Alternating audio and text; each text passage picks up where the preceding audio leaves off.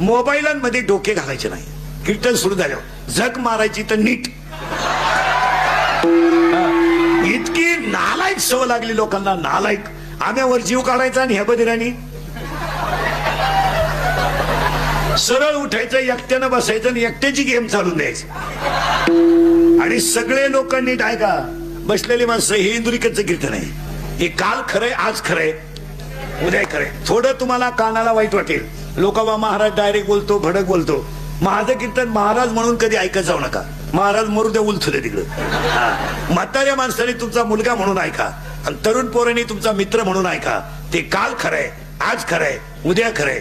Mobile मध्ये दोष आहेत त्याचं कोणी विचार करीत नाही, पण मोबाईल मध्ये गुण आहेत हे लोकांना प्रगट केल्याशिवाय राहत नाही.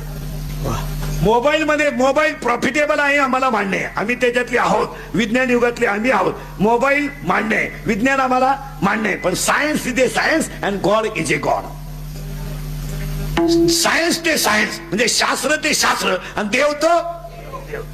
तुम्हाला मोबाईल मुळे सगळ्या गोष्टी महाराष्ट्रातल्या जगातल्या एका मिनिटात माहीत झाल्या, आम्हाला मान्य आहे. एकमेकाशी तुम्ही ताबडतोब कॉन्टॅक्ट करायला लागला, आम्हाला मान्य आहे. डेव्हलप पॉइंट जगामधल्या विस्तृत गोष्टी तुमच्या कानापर्यंत आल्या, आम्हाला मान्य आहे. स्टोरेज ऑफ इंटरनेट म्हणजे इंटरनेटला तुम्हाला माहिती स्टोअर करता आली, ऑनलाईन तुम्हाला माहिती भरता आली, या सगळ्या गोष्टी आम्हाला मान्य आहेत. मग मोबाईल मध्ये दोष नाहीत का? आहे. आणि मोबाईल मध्ये 8 दोष आहेत. 8 मोबाईल वापरणाऱ्या माणसामध्ये 8 दोष आहेत. एक बारीक आहे का? एक मोबाईल मुळे संवाद संपला, बोलणं बंद झालं.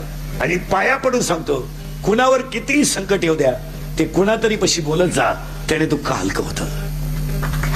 बोलत जा.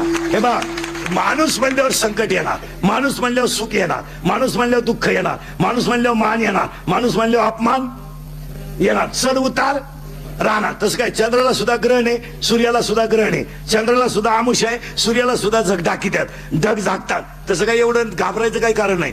थोडंसं पॉझिटिव्ह होईल किंवा निगेटिव्ह होईल, चांगलं होईल किंवा वाईट होईल, सुख येईल किंवा दुःख येईल, पास होऊ नाही तर नापास होऊ, मान मिळेल नाही तर अपमान मिळेल. पण तुमच्या मनामध्ये जी गोष्ट सलते ती गोष्ट कोणातरी पशी बोलत जा.